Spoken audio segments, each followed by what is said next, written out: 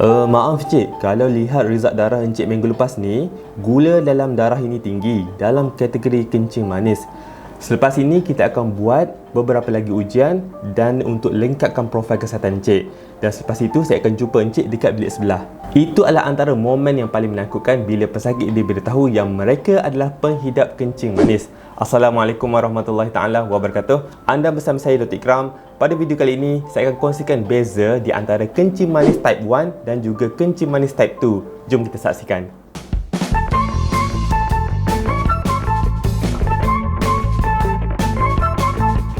Diabetes adalah satu keadaan apabila gula di dalam darah lebih tinggi daripada biasa. Gula ada julat-julat tertentu di dalam darah. Dan untuk mengatakan ianya adalah penyakit diabetes ataupun tidak, kena lihat dahulu bila darah itu diambil, sama ada semasa berpuasa ataupun selepas makan. Jika darah diambil semasa berpuasa, ada nilai dia. Jika selepas waktu makan, ada nilai dia dan ia adalah lebih tinggi. Jadi, dapatkan dulu nasihat doktor kalau bacaan gula itu adalah tinggi. Mungkin ianya adalah pre-diabetes atau adakah ianya memang betul-betul kencing manis. Ramai yang tidak tahu yang diabetes ada dua jenis, type 1 diabetes dan juga type 2 diabetes. Jenis 1 dan juga jenis 2. Secara majoritinya, type 2 diabetes adalah lebih ramai dan kalau ada apa-apa info pun berkenaan mengenai diabetes, biasanya kita akan lebih fokus kepada type 2.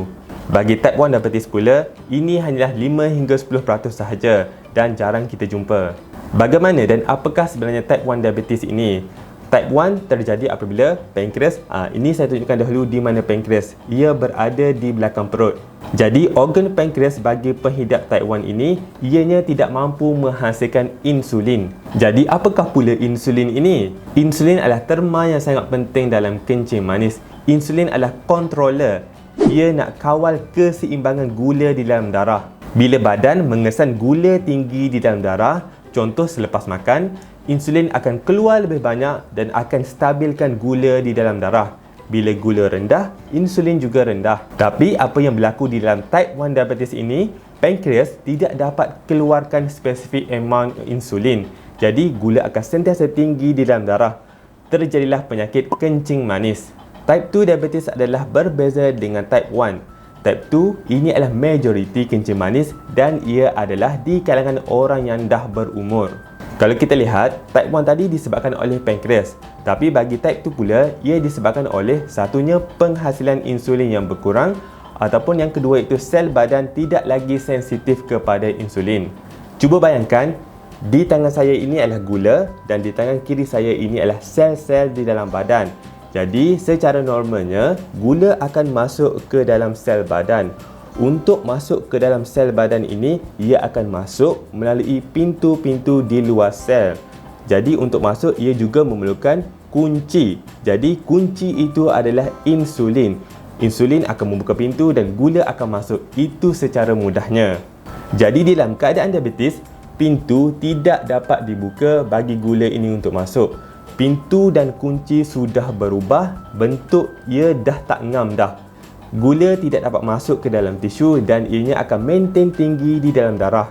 Jadi bila gula tinggi ini, ia akan berpusing-pusing dan travel ke seluruhan badan dan ianya akan efek kepada dinding salur darah ke mana ia pergi. Cuba bayangkan juga kalau di luar badan, kita tahu kan gula ini ataupun air gula itu adalah melekit.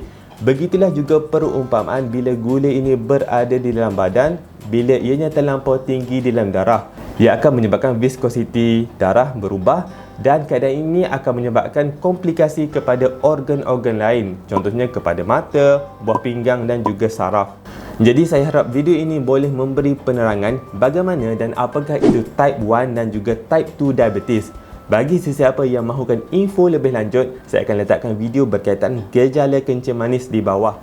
Saya rasa itu sahajalah setakat ini berkaitan kencing manis. Sekiranya anda rasa video ini bermanfaat dan berguna untuk anda boleh like dan subscribe pada channel ini. Sehingga berjumpa lagi. Assalamualaikum.